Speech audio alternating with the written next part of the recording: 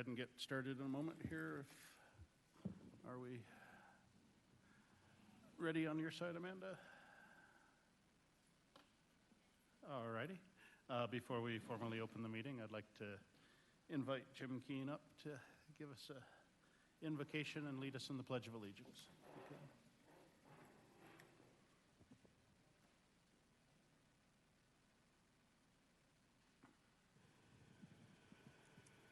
Let's talk to our Creator. Well, good morning, Lord. We express our appreciation to you for your hand of protection over our county, that we haven't suffered the way many places in our state and country have with this COVID thing. Thank you so much for that. We ask that your favor would continue on our elected officials, our first responders, and others. And may your hand of guidance be upon this meeting today. In Jesus' name we ask this. Amen. Let's face the flag. I pledge allegiance to the flag of the United States of America and to the republic for which it stands, one nation, under God, indivisible, with liberty and justice for all. Thank you, Mr. Keane.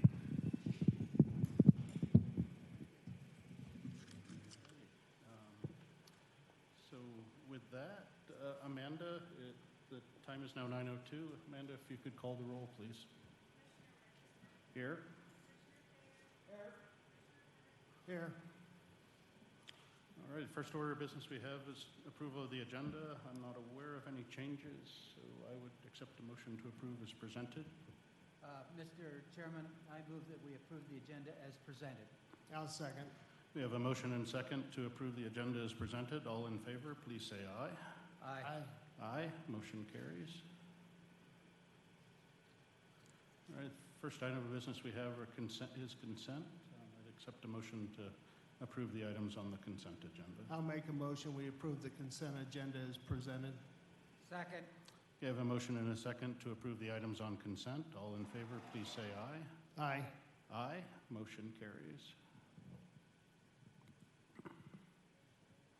All righty, elected officials, staff reports. Do we have anything today, Sam? Dallas, do you have anything?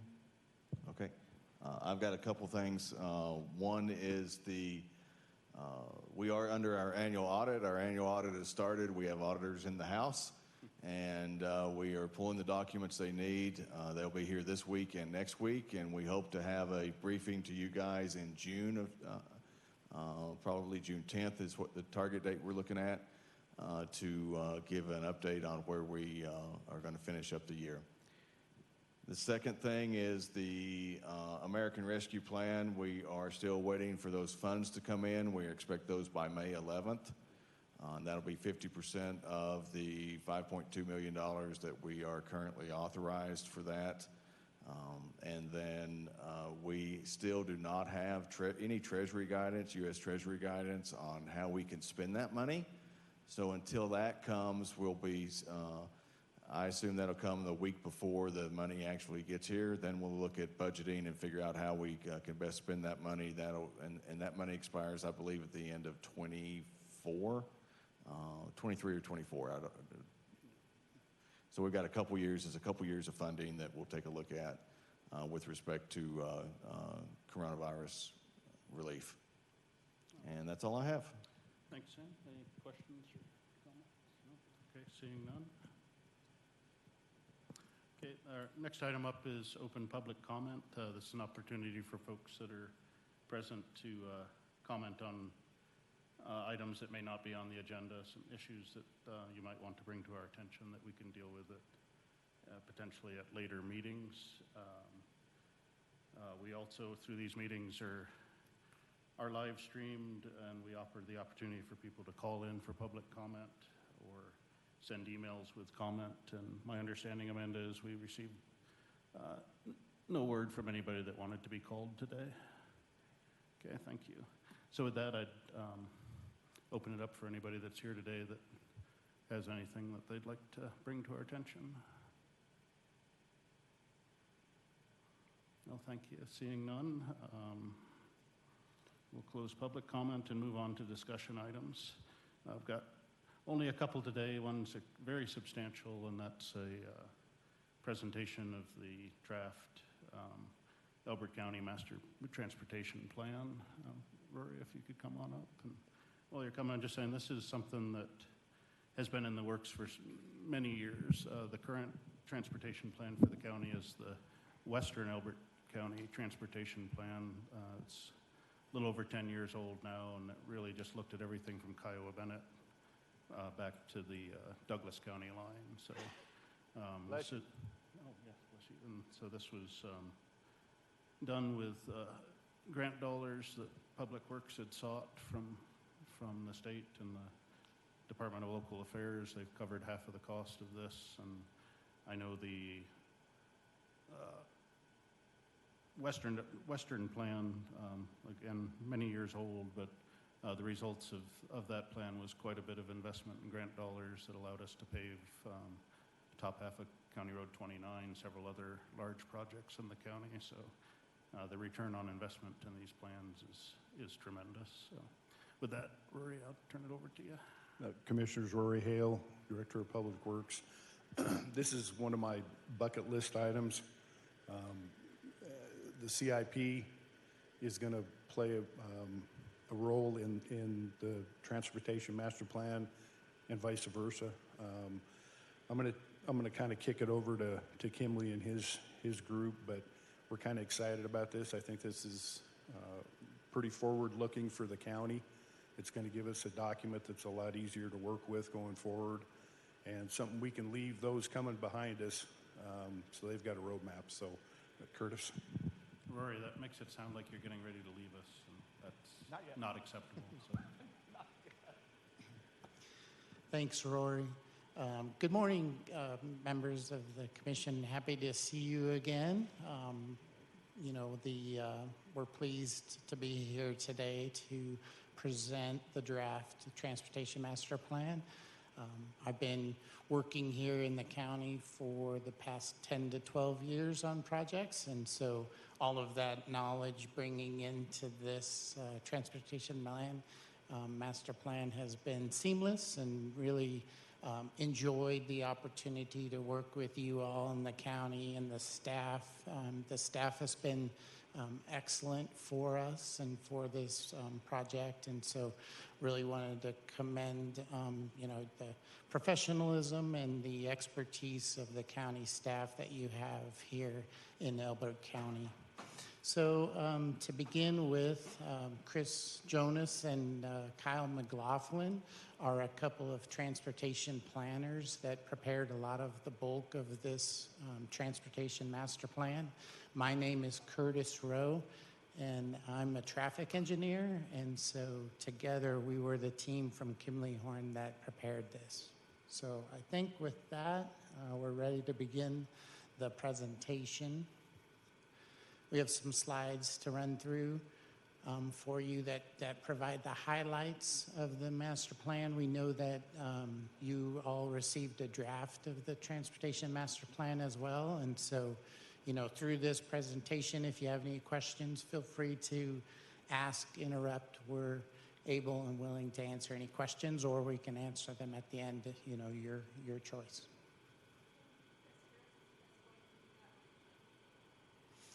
It's Chris that needs to share?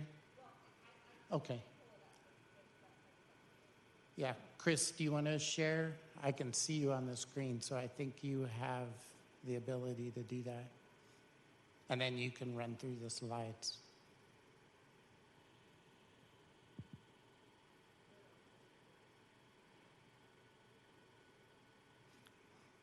Can you hear us, Chris? He must not be able to.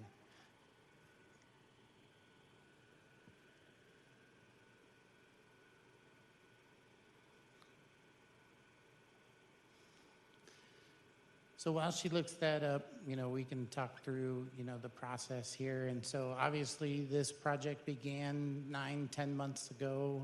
We started this in July. And so, it started with an existing conditions assessment.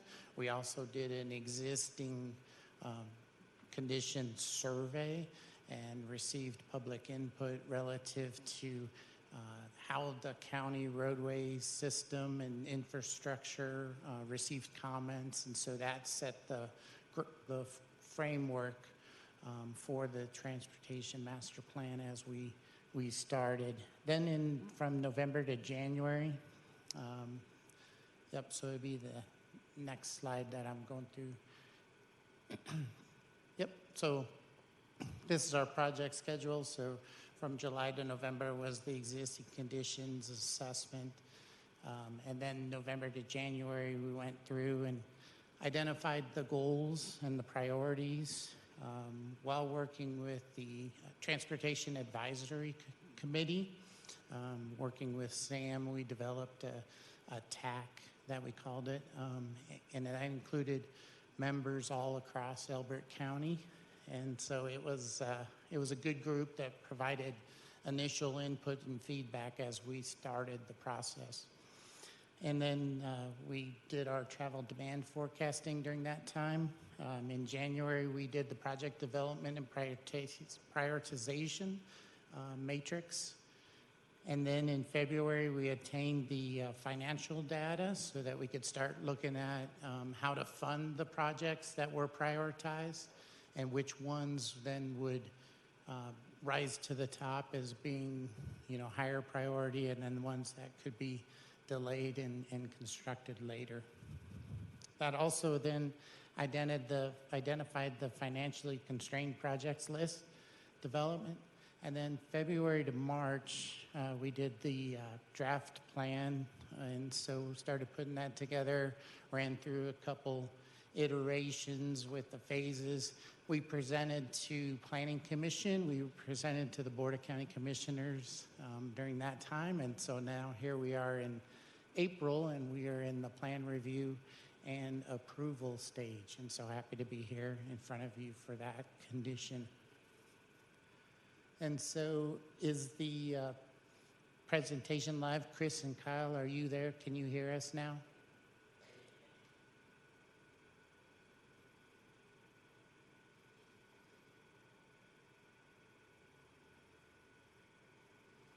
Hey, Kyle, I can see you. Can you hear us?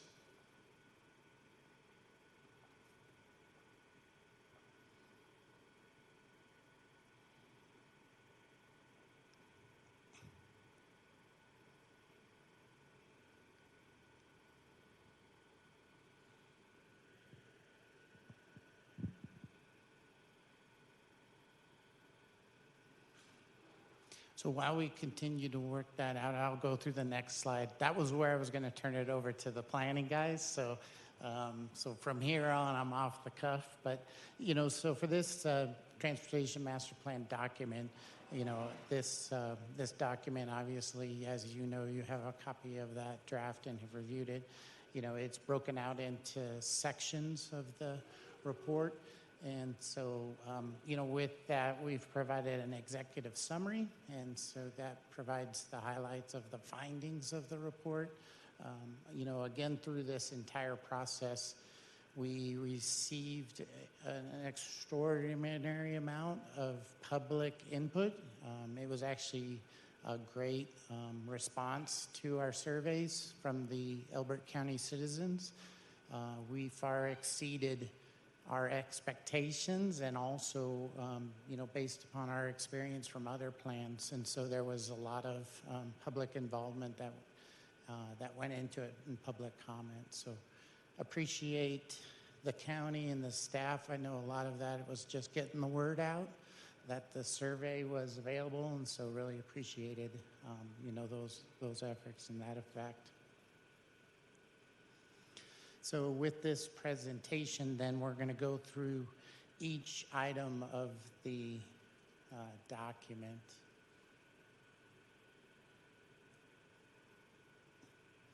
And Kyrie, it's okay if you can't get them because I'm prepared to do the whole presentation if I have to, so just let me know.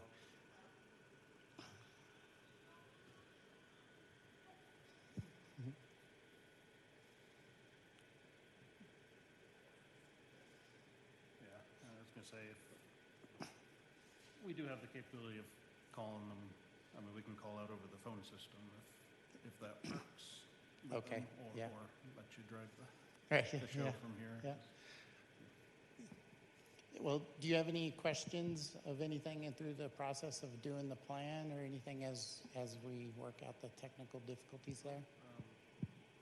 I guess just a comment, it was good to see how much public input was received in this. And I was thinking just in the acknowledgements in the cover page, when we're doing the final draft, I think it would be good to acknowledge the citizens as well as the kind of steering committees that were set up. You bet. Yeah, definitely. There were a lot of people involved in this plan. And so that's really what makes a good plan and planning effort. And so when you have a lot of involvement from, the Board of County Commissioners, Planning Commission, our TAC agreement, the county staff, it was really a good process that got us going and started through this. And so it was a very rewarding project experience. And so, one of the best transportation master plans that we've worked on, that I've worked on here in Colorado. Okay. Oh, can you hear us now, Kyle, Chris?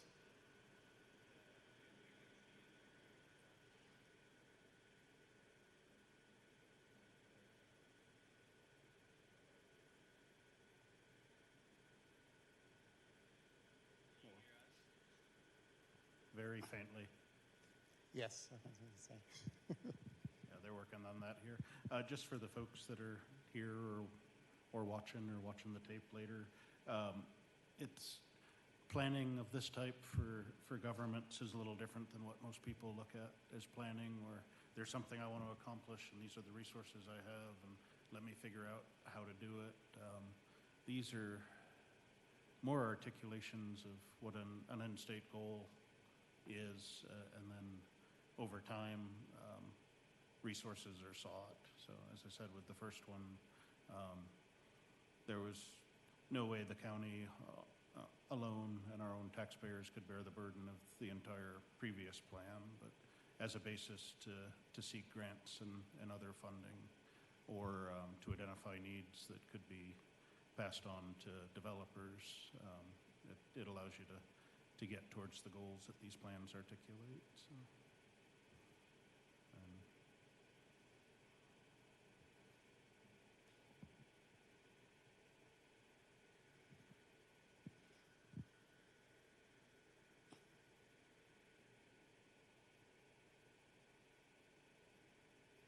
So I've been with Kimley Horn for 27 years, and I'm located in the Denver office, but I actually live in Douglas County, so I'm not too far away. Just easy for me to come over. Kyle McLaughlin, who's the lead planner for the project, he lives in and works in the Kimley Horn, Colorado Springs office, and so, kind of have us bracketed. That's right. Yeah. So we'd meet, here halfway. So we got you covered.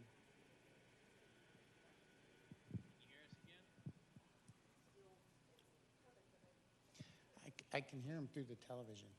It sounded like. That's interesting. Well, yeah, let's. Talk again, Kyle. Testing. Yeah. Okay, we'll take you through the TV. We got you. All right. I'm on TV? Yep. You are. Okay, so I don't know if you could hear me, Kyle and Chris, as we went through this, but I've gone through the schedule and then also introduced the presentation for this morning. And so I'm ready to turn it over to you guys to go through the executive summary slide.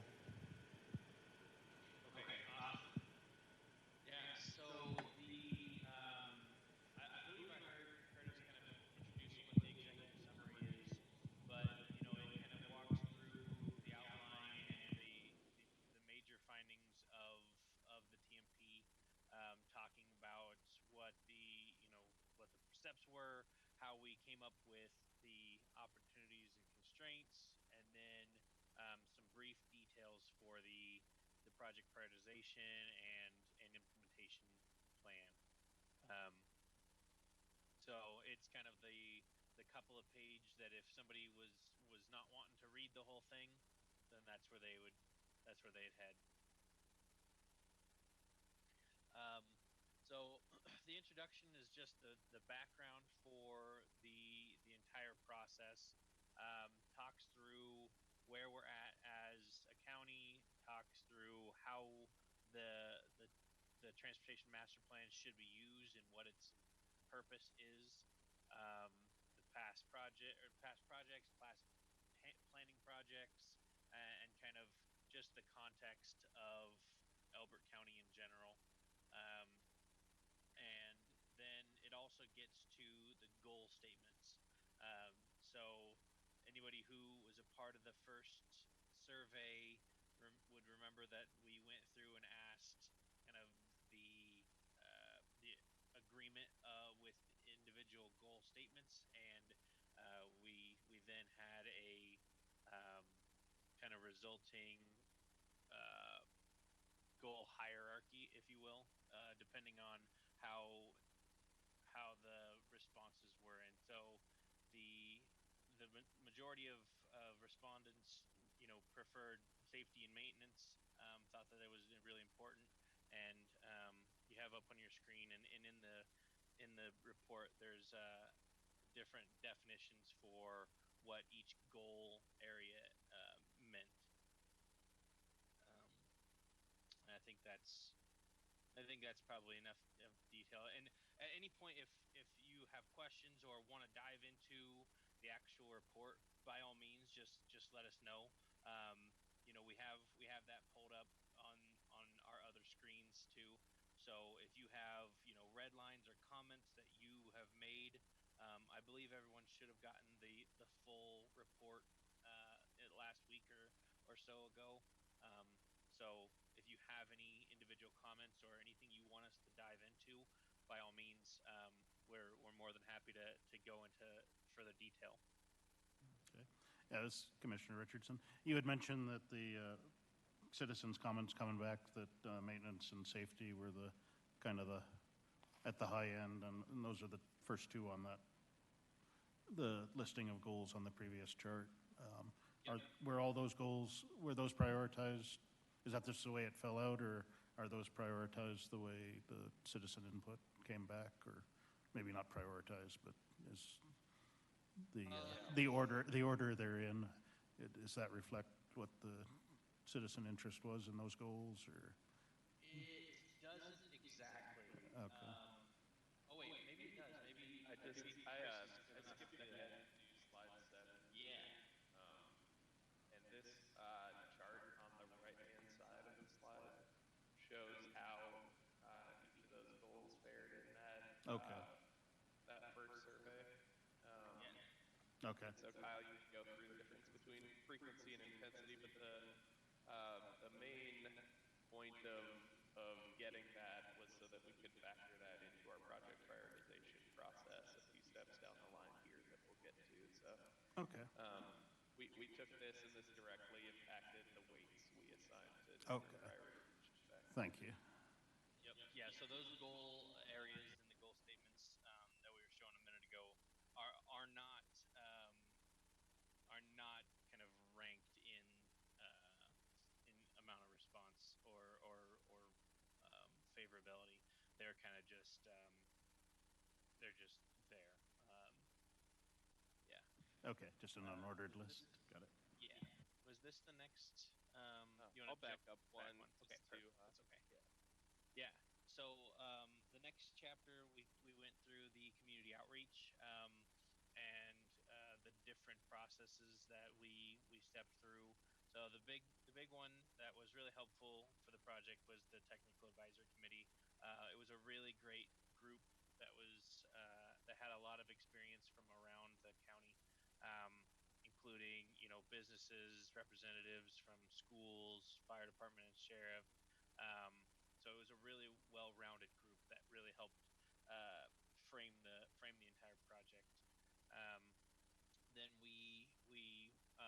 already came to Planning Commission a couple of times, and then had our few surveys, one at the beginning and then one just a couple months ago to whittle down or provide comment to the projects around the county. And then we're currently in plan review. Um, so that first survey, as I mentioned, we asked about goal elements. We had a trade-offs exercise that asked people, if the county only has X amount of money, would you rather them spend it here or there, or would you rather them use, spread the money around equally, or use it in the areas of biggest need? So a couple of those type questions, and then we also had a mapping exercise that asks people where there's constraints, where there's opportunities, um, and some other general kind of mapping um, inputs. Um, as Curtis was mentioning at the beginning, we had really great response results. There was over 350 people who responded to this first survey, and it's a really good number. In all honesty, you kind of hope for 20 people or 30 people to respond to these surveys, just because that's people typically aren't all that interested in providing input to things that aren't immediately impacting them. But to see over 350 people was really really encouraging. So yeah, hats off to everybody who got the word out and was able to get people to respond. Um, Go ahead, go jump back. I'll talk about this chart one time here, Chris. So the difference between frequency and intensity here. This was for the goal statements. Frequency was the number of times people said that it was in their top five, like this goal was in their top five, and intensity is the average ranking for that goal when it was in their top five. So for instance, efficiency. 183 people said that efficiency was in their top five goals, and on average, people ranked it at 3.1 on the 1 to 5 scale. So that's kind of how to read that chart. Uh, um, the next survey that we had at the beginning of this year was the Project Alternative Survey. This was a big web-based map survey that allowed people to click around and look at the different projects around the county that we pulled out and that had been um, identified through the various processes. And um, we asked people to provide comments on any of the projects, and we also asked them to like, quote unquote, the projects. So projects that they favored, or projects that they felt are the most important for the county to tackle, were liked. And then we came out with over 650 likes, and 102 comments for the various projects. So again,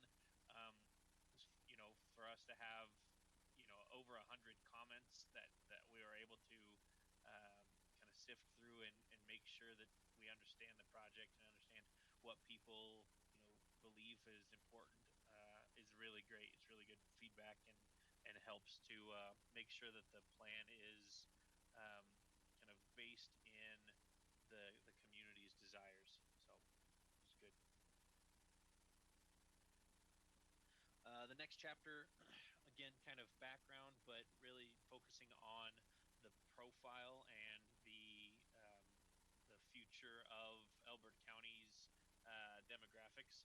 Uh, so we looked at the socioeconomic data, looked through all the census data, and utilized the state demographers' kind of projections for the county into the future, and we're able to get an understanding for where we're expecting growth in the county and how kind of the intensity of it.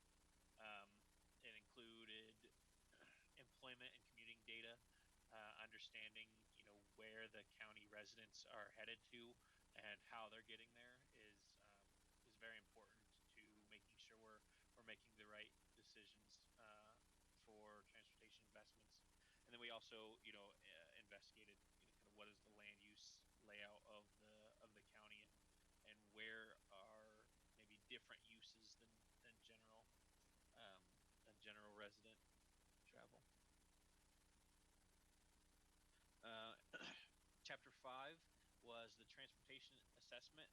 We went through and tried to get a handle of how the county's current transportation system is being uh, used, and how it's faring as far as maybe pavement quality, as far as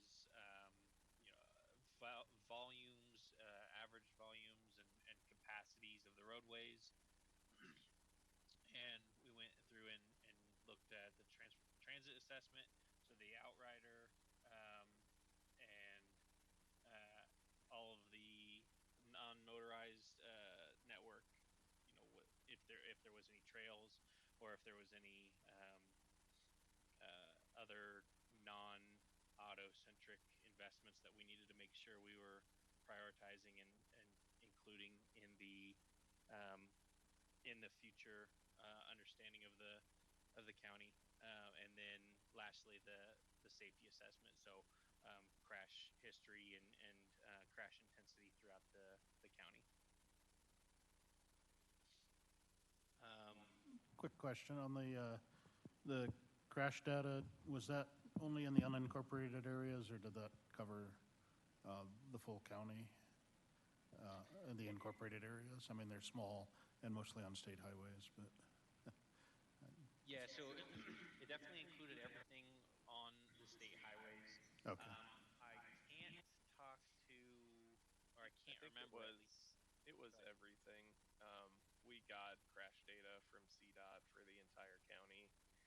Um, as far as we documented statistics for everything, but as far as actually using this in our prioritization, we were focused on county roads there. So um, it wasn't really taking into account um, safety statistics within the incorporated areas when we got to our project development and prioritization.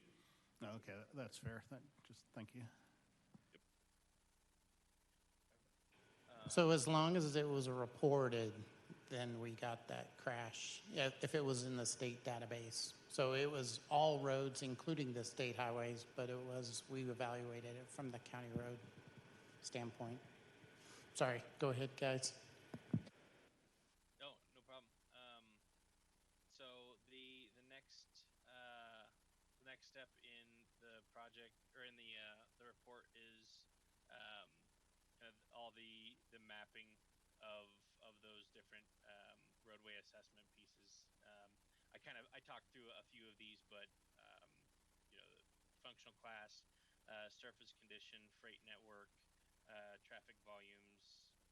Yeah, so yeah, that's all a part of this chapter 5. Yeah, Uh, yeah. I do want to just comment. I know Rory had kind of mentioned it was a bucket list thing, but Public Works has been working towards this for many years with, getting all our bridges assessed, road counts and assessments of our gravel roads, maintenance condition of all our pavement. And I know they kind of tackled one piece of that every year for the last several years to kind of tee up for pulling it all together here. So I appreciate you all kind of keeping that long-term goal in line. Government tends to drop a lot of money in a short period and do things inefficiently, and I think kind of the path that we took to get here really gets us a lot for what we've put in. So thanks. Yeah, those data sources, that bridge condition report and the pavement condition report, were essential for us when we were doing our project prioritization. So we were really happy to be able to draw upon those resources that you guys have invested in over the last few years to be able to kind of better inform where we were recommending projects as part of this plan. So that I fully agree with what you just said. Absolutely. Yeah, the next couple slides are, I forgot that we included them, but they're the summary of the assessment pieces.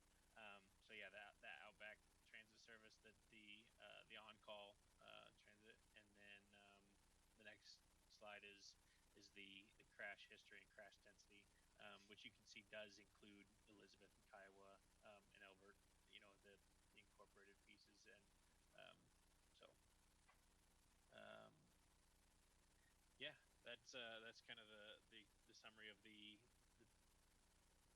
assessment section. And then Yeah.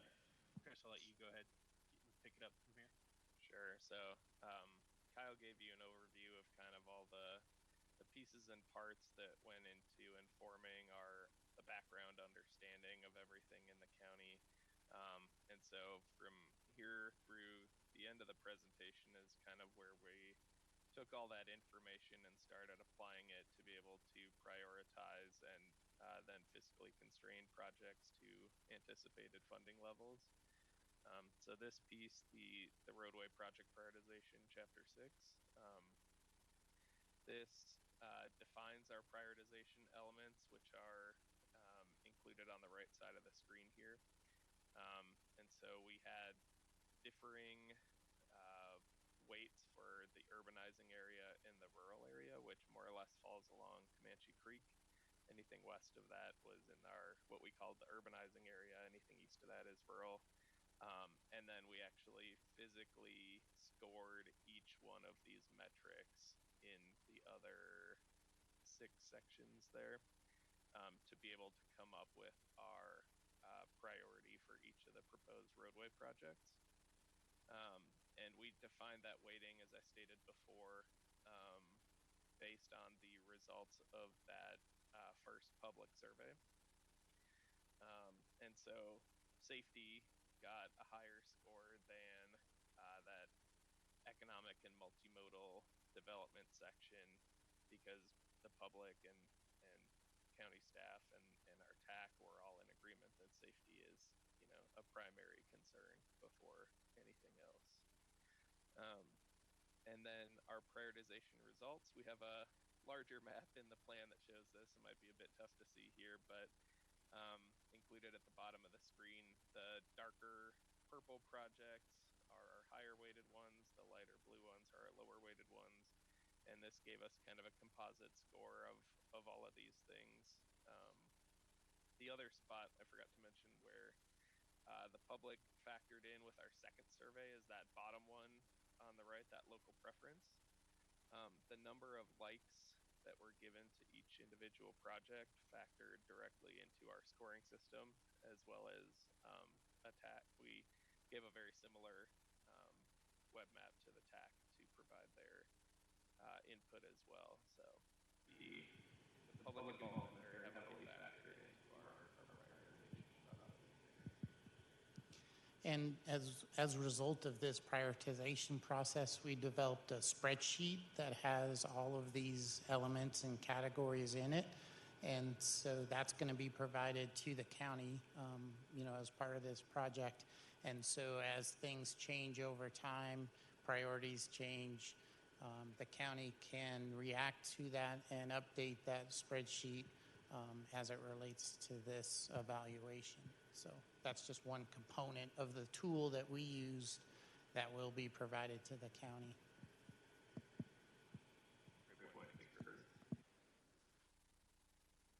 Chapter 7 in the document is transportation funding and costs. And so what we did here was take the known funding sources that Elbert County has for transportation investment and kind of forecasted that out through the year 2045 with with one inflation rate factored in. So you can see here as it's grouped together, it looks like it's increasing quite a bit, but it's really just following a small inflation rate.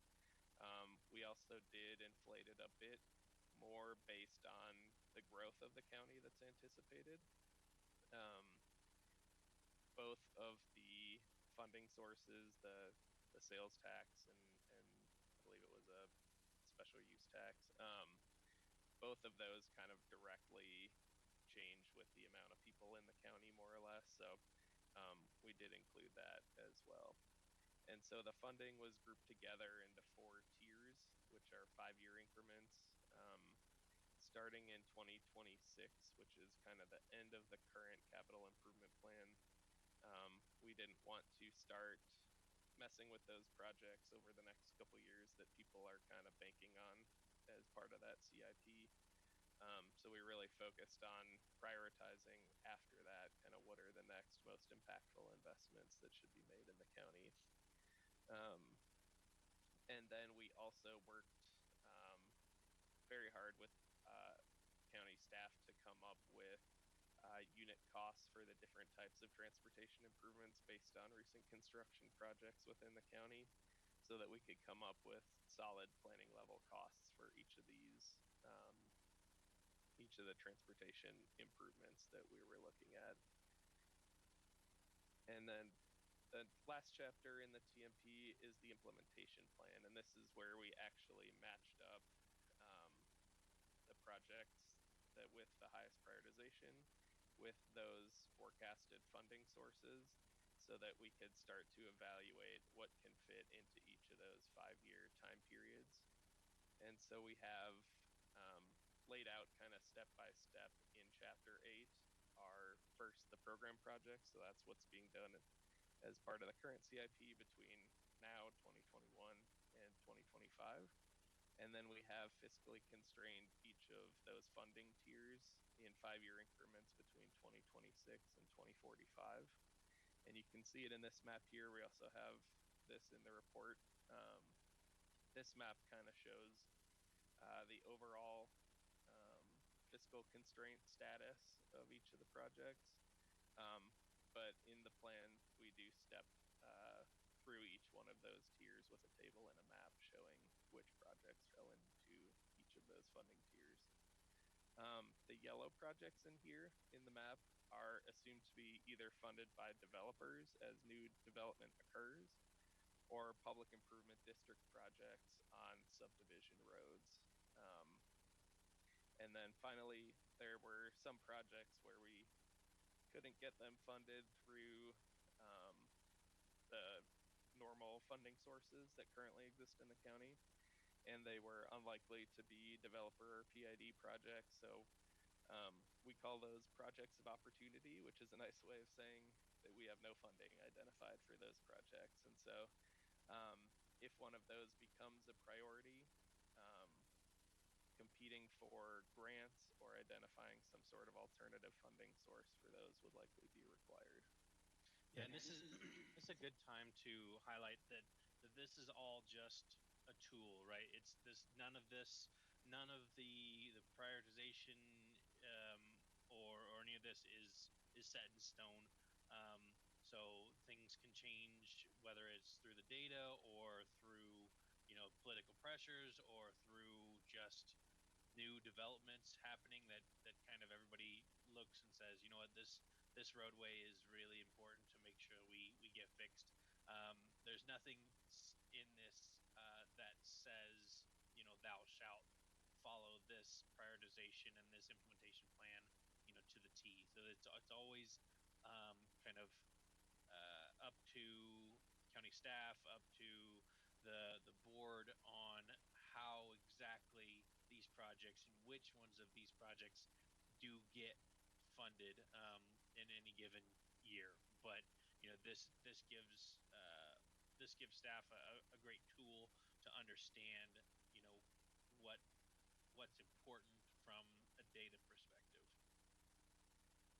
All right, yeah, this is Commissioner Richardson again. Just a question on the previous slide where you had the chart of costs per tier and special use and sales tax use. So the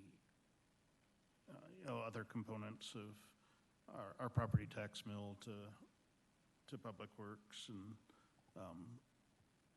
HUTF funds, I assume those are for we're looking at those as being allocated for maintenance, personnel, and equipment costs over time, and these are just the construction projects devoted to sales and use. Correct, yeah, Okay. we were focused on roadway capital projects. Yeah, okay, yeah, I mean, as opposed I guess, as I was talking it through, I guess it became obvious in my, in my head, but I know there's a lot more, there is more money that flows into road and bridge, it's just that these were capital, so, gotcha, thanks.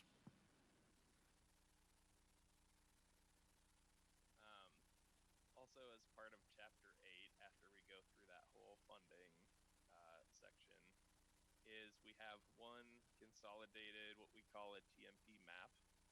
And so this lays out the desired functional classification and a general location of where the county desires to have roadway connectivity in the future. And this is a good tool for the county to use in discussions with developers. So as things come up, they can say, hey, we envision having, a major collector road connection alongside where you're proposing to do your development, and we'd like you to dedicate X amount of right-of-way to be able to do that. And just so there's something down on paper for county staff to be able to point to and say, this is the plan, we need you to help us implement this plan and not do anything to inhibit the implementation of this plan. And that's not to say that every road has to go exactly where we put the line, but more or less just give that general connectivity that we're looking for in the future. We also defined what we coined an East County connector, and this is kind of one continuous north-south connection in the eastern portion of the county. As you can imagine, it's a very large project to be able to accomplish through your normal funding sources. But we want the county to have this also in the plan to be able to try to implement in the future, maybe pursue different funding or take a phased approach to it of improving a north-south connection that more or less follows County Road 149 and 153 between the southern border up to Agate to provide better freight and personal vehicle connectivity in that portion of the county. We also worked with county staff to identify recommended truck routes. And so we have those defined in Chapter 8 as well.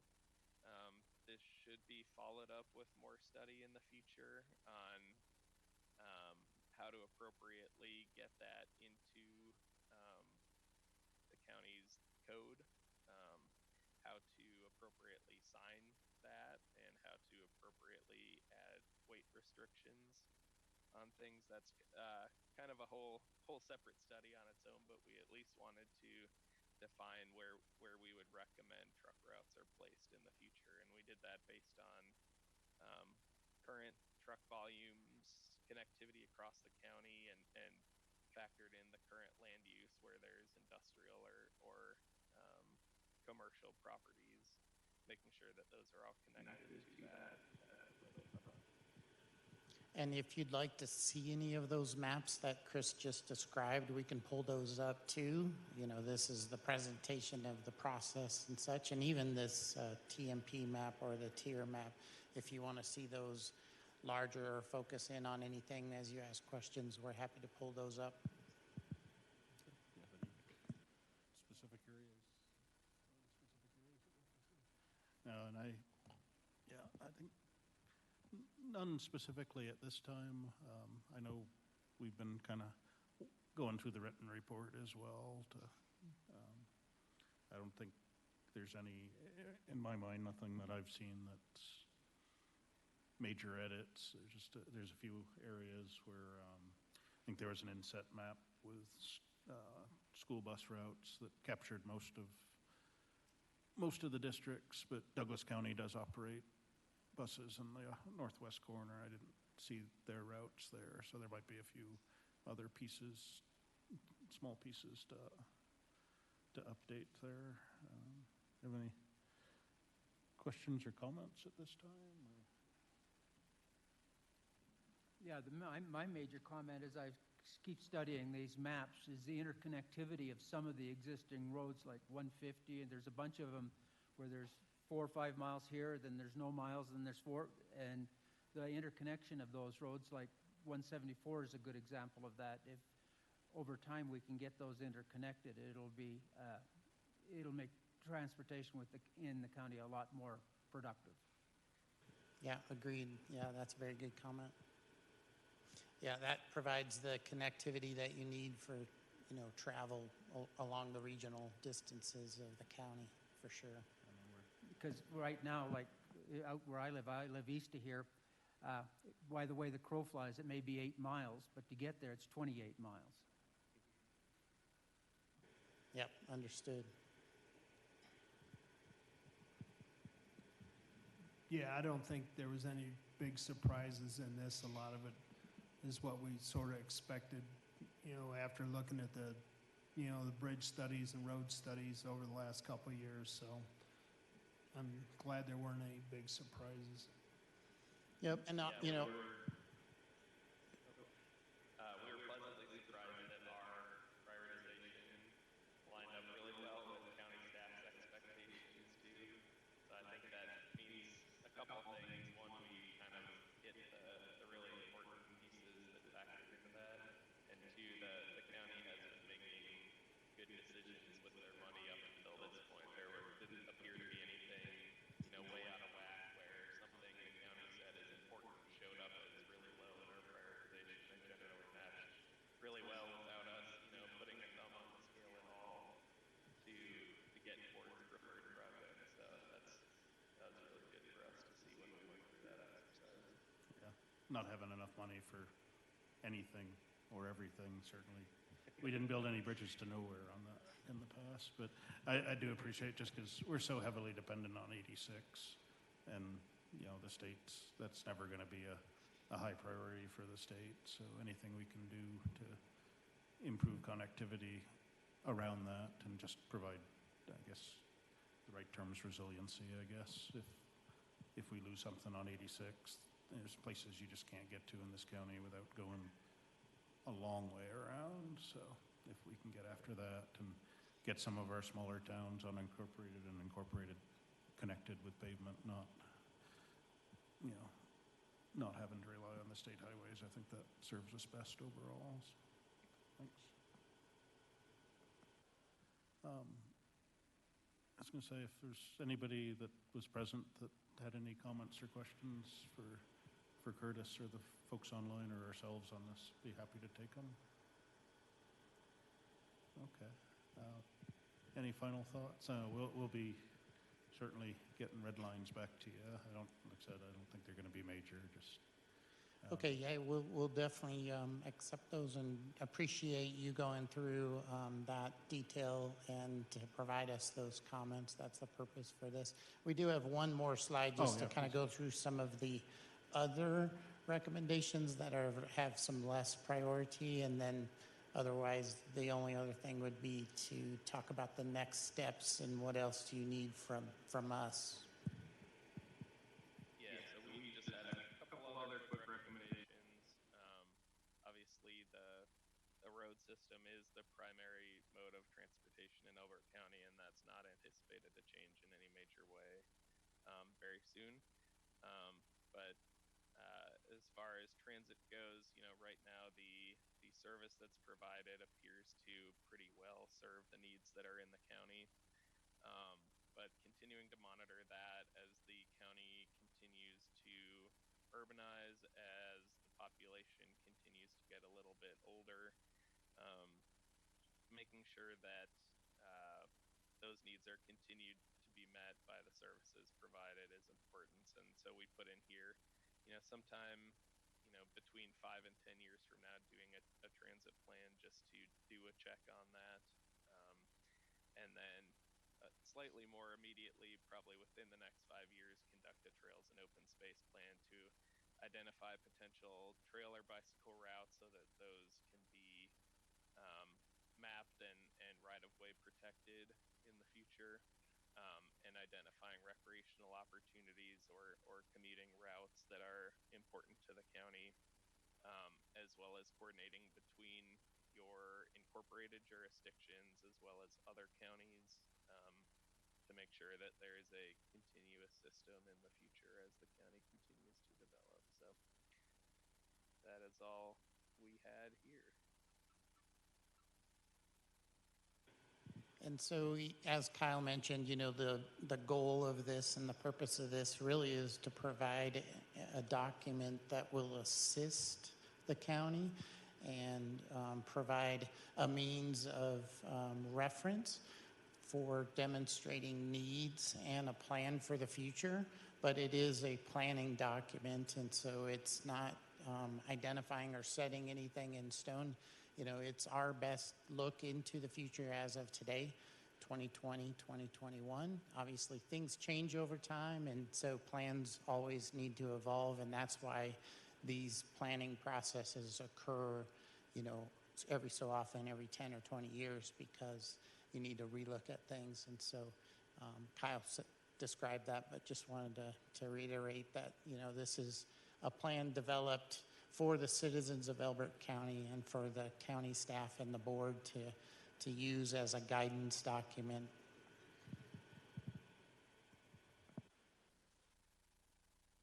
Yeah, so, Only comment I have is thank you. yeah, and I think it was just a long time coming, and to address the needs of the entire county, not just the western edge, I think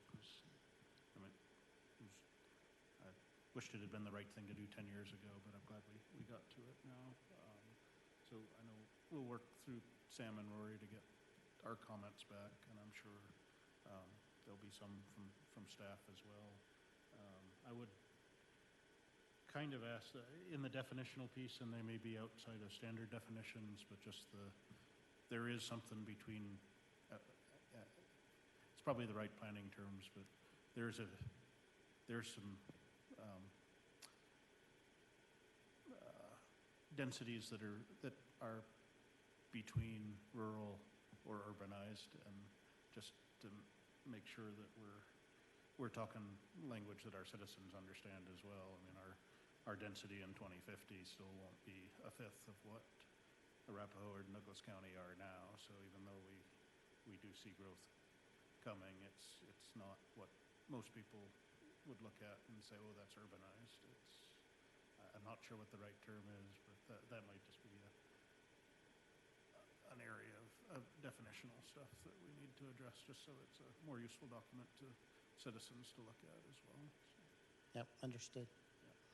Well, thank you. We really appreciate it. No, thank you very much. As far as the next steps, Curtis, that you'd mentioned, is everybody still there? Did I lose it? No, You may have lost it, but we're still here. You stopped sharing. Okay, that's I saw it pop. Yeah, I believe the 28th was the anticipated date for the next meeting. Is that correct? Yeah, I believe that's when we were looking at formally receiving the final. So we'll get comments out to you well ahead of that. So. Okay. Just making sure I've got it on the same date as everyone else. So, okay. All right. Perfect. Okay. Again, thank you, Curtis. Thank you, guys.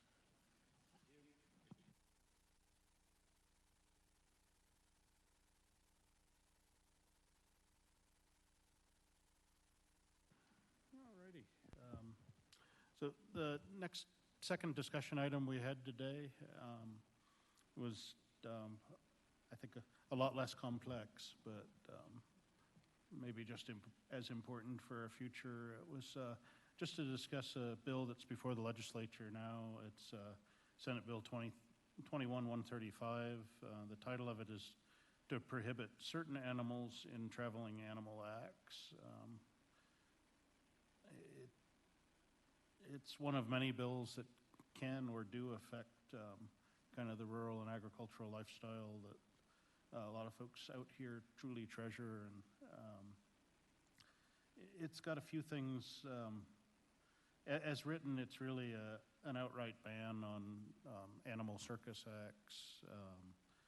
It would ban educational programs where non-native animals are brought into the classroom. It even bans transportation of certain animals just for the purpose of photography. But of concern to me is they kind of talk about exotic animals and then define it as any animal that's not native to Colorado. And, you know, when you look at, it does carve out livestock currently, but that's something that could be changed in the future. But when you look at non-native animals to Colorado, if you look at the livestock industry, that's everything other than pretty much bison and turkeys. Everything else that is raised is of European descent. Even the wild horses out here are descendants of European horses. The native horse in Colorado died out 10,000 years ago. So it's kind of one of those slippery slope things that I know was of concern to me, and several folks had reached out to us also wondering about, because it bans transportation of animals for entertainment purposes. And again, the livestock are carved out now. What does that do in the future? If there's a slight change, would eliminate rodeos, it would eliminate gymkhana events. There's a lot that just might disappear from the Colorado landscape if this passed. So that's kind of why I kind of teed that up. But I know, Grant, you had some thoughts as well. Yeah. I don't know if you've been following what's been going on at our legislature and that kind of thing, but it looks like there's a group out there that want to basically make agriculture within our state economically non-viable. And the way I term it, it's agricultural death by 1,000 cuts. Or as the Romans found when they were conquering Europe, they found that if you poison the well, you can't go back to drink. And what the legislature and some of these people like for Pause 16 that they want to put in the ballot, it's cutting away the viability of agriculture within our communities. And so we have to pay attention. There's another one that's coming down too that makes it so farm workers can unionize if there's only one person on the farm. It just goes on, and it's layer upon layer upon layer. So it's up to us as citizens and as commissioners to watch this and make sure that the public is well aware of some of these negative aspects. And I'll give you an example.